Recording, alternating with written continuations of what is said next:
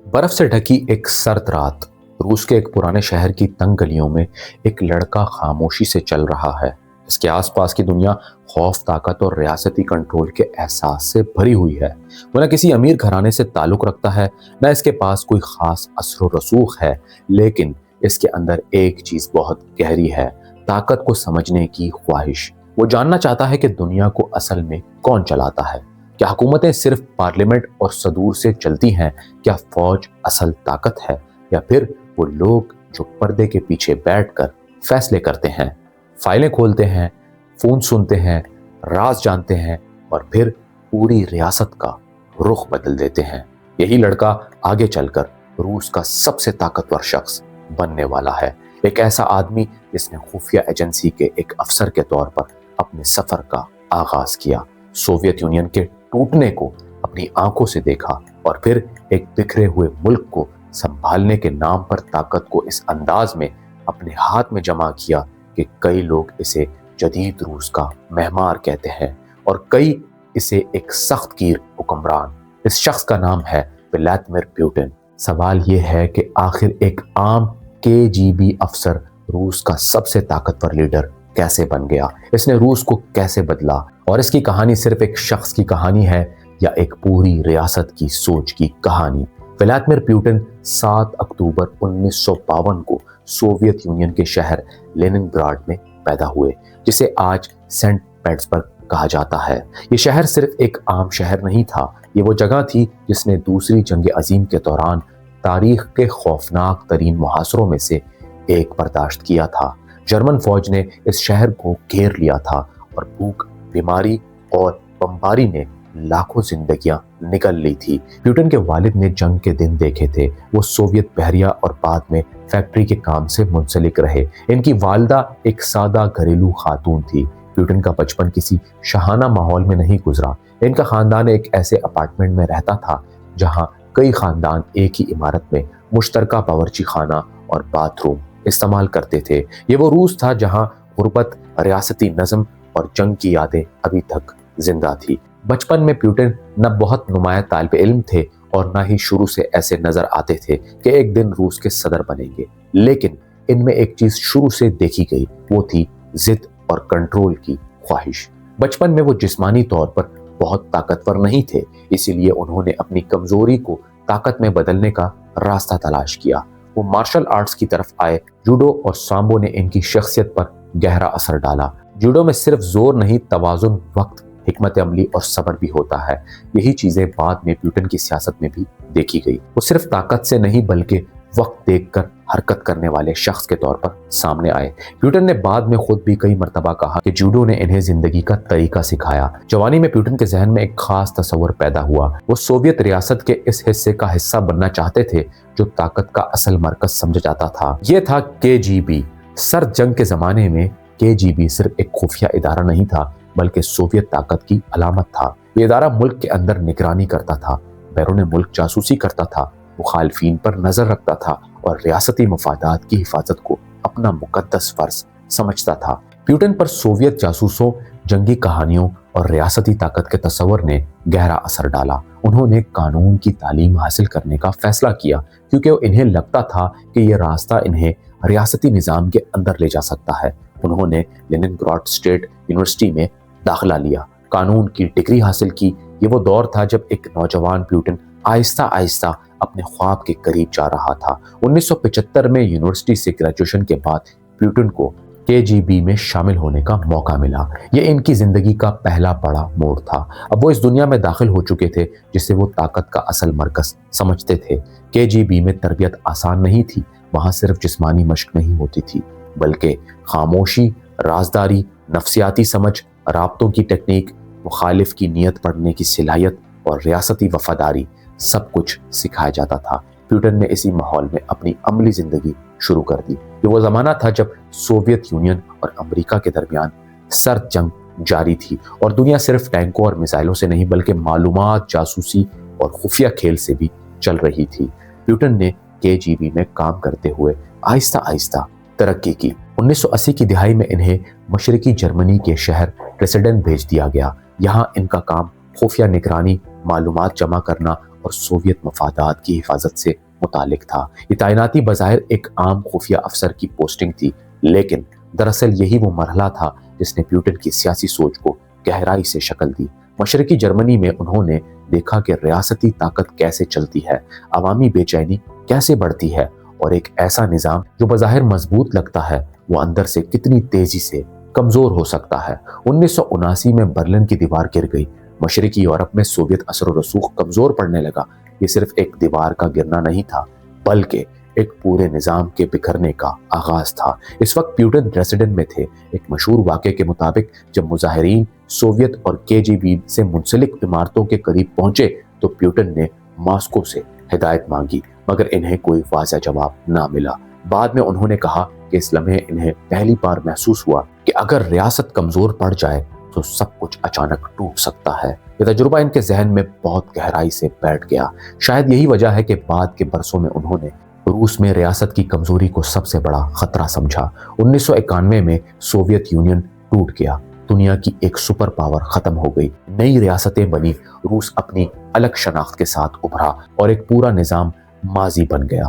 Putin के लिए ये सिर्फ एक सियासी तब्दीली नहीं थी, बल्कि एक ज़ाती धचका भी था। उन्होंने बाद में सोवियत यूनियन के टूटने को 20वीं सदी की बड़ी जियोपॉलिटिकल तबाही करार दे दिया। इसी दौर में प्यूटन ने केजीबी से अमली तौर पर अपना रास्ता अलग किया और वापस लेनिनग्राड आ गए।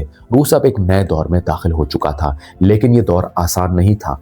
मईशत कमज़ोर थी, बदअनवानी बढ़ रही थी, रियासती इदारे बिखरे हुए थे और लोगों की ज़िंदगी अदम इस्तेकाम का शिकार थी। इसी माहौल में प्यूटन ने सियासत और इंतज़ामिया में कदम रखा। उन्होंने सेंट पीटर्सबर्ग के मेयर अनातोली सोबचाक के साथ काम शुरू किया। सोबचाक एक इस्लाह पसंद शख्सियत थे और रूसी सियासत के एक नए चेहरे समझे जाते थे। प्यूटन ने शहर की इंतज़ामिया में मुख्तलिफ जिम्मेदारियां संभाली। वो बैरूनी ताल्लुकात, सरमायाकारी और इंतज़ामी मामलात में शामिल रहे। यहाँ उन्होंने सीखा कि खुफिया दुनिया के बाद सियासी दुनिया कैसे काम करती है। आहिस्ता आहिस्ता वो एक काबिल एतमाद, खामोश और मौसर मुंतज़म के तौर पर पहचाने जाने लगे। 1996 में सोबचाक की सियासी नाकामी के बाद प्यूटन मॉस्को चले गए। बहुत से लोगों के लिए ये एक आम तबादला था, मगर दरअसल ये इनके बड़े कौमी सफर का आगाज था। मॉस्को में उन्होंने सदारती इंतजामिया में काम शुरू कर दिया। रूस के इस दौर में बोरिस येल्सिन सदर थे। येल्सिन के ज़माने में रूस ने आज़ादी, मईशत की नचकारी, सियासी खुलेपन और शदीद अदम इस्तेकाम सब एक साथ देखे थे। रियासत कमज़ोर थी, ओलिगार्क्स यानी बेहद ताकतवर कारोबारी अफराद उभर चुके थे और हुकूमत पर इनका असर बहुत ज़्यादा था। प्यूटन इसी माहौल में खुद को एक ऐसे आदमी के तौर पर पेश कर रहे थे जो खामोश है, काम करता है और हुक्म के मुताबिक निज़ाम चलाता है। 1998 में प्यूटन को FSB का सरबराह बना दिया गया, जो KGB का जानशीन इदारा था। ये वो लम्हा था जब एक साबिक खुफिया अफसर दोबारा रूसी सिक्योरिटी ढांचे के मरकज में पहुंच गया। अब वो रूस के उन लोगों में शामिल थे जो रियासती सलामती, निगरानी और ताकत के असल निज़ाम को चला रहे थे। इसी दौरान सदर बोरिस येल्सिन के गिर्द सियासी बहरान बढ़ रहा था। इन्हें एक ऐसे शख्स की ज़रूरत थी जो वफादार हो, सख्त हो और रियासत को कम अज़ कम ज़ाहिरी इस्तेकाम दे सके। प्यूटन इनके लिए मौजू नजर आए। अगस्त 1999 में प्यूटन को रूस का वजीर आज़म बना दिया गया। ये बहुत से लोगों के लिए हैरान कुन फैसला था, क्योंकि आम रूसी अवाम अभी तक इन्हें जानती न थी। लेकिन जल्द ही रूस में ऐसे हालात पैदा हुए जिन्होंने प्यूटन को एक ताकतवर लीडर के तौर पर सामने लाने में मदद दी। चिचनिया में शोरश जारी थी और रूसी शहरों में धमाकों के बाद खौफ की फिजा फैल गई। प्यूटन ने सख्त जुबान इस्तेमाल की, सख्त फौजी कार्रवाई शुरू की और खुद को एक ऐसे आदमी के तौर पर पेश किया जो रूस को कमजोर नहीं होने देगा। इनके इस अंदाज ने अवाम में इनकी मकबूलियत बढ़ा दी। रूस इस वक्त एक ऐसे लीडर की तलाश में था जो कम अज कम बज़ाहिर मजबूत दिखाई दे, और प्यूटन ने यही खला पुर किया। 31 दिसंबर 1999 को बोरिस येल्सिन ने अचानक इस्तीफा दे दिया। प्यूटन कायम मकाम सदर बन गए। ये लम्हा इनकी जिंदगी की सबसे बड़ी सियासी छलांग थी। मार्च 2000 में इंतखाबात हुए और प्यूटन बाकायदा तौर पर रूस के सदर मुंतखब हो गए। अब एक साबिक KGB अफसर न सिर्फ क्रेमलिन में बैठा था, बल्कि रूसी रियासत का सबसे ताकतवर शख्स बन चुका था। इक़्तिदार संभालते ही प्यूटन ने रूसी रियासत को मजबूत करने के नाम पर दो बड़ी चीजों पर काम शुरू किया। पहली, ओलिगार्क्स की ताकत को महदूद करना, दूसरी वफाकी निज़ाम पर मरकज़ का कंट्रोल बढ़ाना। उन्होंने बहुत से बाअसर कारोबारी अफराद को वाज़ेह पैगाम दे दिया कि सियासत पर असल कंट्रोल अब क्रेमलिन के पास होगा। कुछ ओलिगार्क्स ने समझौता किया, कुछ मुल्क छोड़ गए और कुछ को सजा का सामना करना पड़ा। इसी अमल के जरिए प्यूटिन ने रियासत को दोबारा ताकतवर बनाने की शुरुआत कर दी। इनके हामियों के नज़दीक ये रूसी रियासत को टूटने से बचाने की कोशिश थी। नाक़दीन के नज़दीक ये ताकत को अपने हाथ में जमा करने का आगाज था। 2000 की दिहाई के शुरू में आलमी सतह पर तेल और गैस की कीमतें बढ़ गई। रूस जो तवानाई के बड़े ज़खायर रखता था, इससे फ़ायदा उठाने लगा। मईशत में इस्तेहकाम आया, तनख्वाहें बेहतर हो गई, हुकूमत के पास पैसा आया और आवाम के एक बड़े हिस्से ने महसूस किया कि प्यूटिन के दौर में कम अज़ कम पिछले ज़माने की बदहाली कम हुई। यही वो माशी पस मंज़र था जिसने प्यूटिन को सियासी तौर पर मजबूत किया। अवाम की एक बड़ी तादाद ने इन्हें ऐसे लीडर के तौर पर देखना शुरू किया जो रूस को फिर से खड़ा कर रहा है। 2004 में प्यूटिन दोबारा सदर मुंतखब हुए। अब इनका एतमाद बढ़ चुका था। उन्होंने गवर्नर्स के इंतखाब के निज़ाम में तब्दीलियां की, मरकजी रियासती कंट्रोल बढ़ाया, मीडिया पर असर व रसूख मजबूत किया और एक ऐसा निज़ाम बनाया जिसमें बज़ाहिर जमहूरी ढांचा मौजूद था, मगर असल ताकत मरकज में सिमटी जा रही थी। नाक़दीन ने इसे अथॉरिटेरियन टर्न कहा, जबकि हामियों ने इसे रूस के इस्तेहकाम की कीमत करार दिया। 2008 में आईनी पाबंदी की वजह से प्यूटिन मुसलसल तीसरी बार सदर नहीं बन सकते थे। इसलिए इनके करीबी साथी दिमित्री मेदवेदेव सदर बने और प्यूटिन वजीर आज़म बन गए। लेकिन रूस और दुनिया के ज्यादातर मुबस्सिरीन समझते थे कि असल ताकत अब भी प्यूटिन ही के हाथ में है। ये रूसी सियासत का एक खास मरहला था जहां ओहदा बदला मगर ताकत का तवाज़ुन नहीं बदला। 2012 में प्यूटिन दोबारा सदर बने। इस वापसी ने रूस में एहतजाज भी पैदा किया। कुछ लोगों ने समझा कि निज़ाम महज ज़ाहिरी तब्दीलियां दिखाकर असल ताकत को एक ही दायरे में रख रहा है, मगर प्यूटिन ने एक बार फिर अपना कंट्रोल कायम रखा। इस दौर में उन्होंने रूसी कौमियत, रवायती इक़्तिदार, रियासती ताकत और मगरिब के मुकाबले में रूस की अलग तहजीबी शनाख्त के तस्वर को ज्यादा वाज़ेह अंदाज में पेश करना शुरू किया। अब वो सिर्फ एक मुंतजिम नहीं रहे थे, बल्कि खुद को रूसी रियासत के मुहाफिज के तौर पर पेश कर रहे थे। 2014 में दुनिया ने एक बड़ा मोड़ देखा।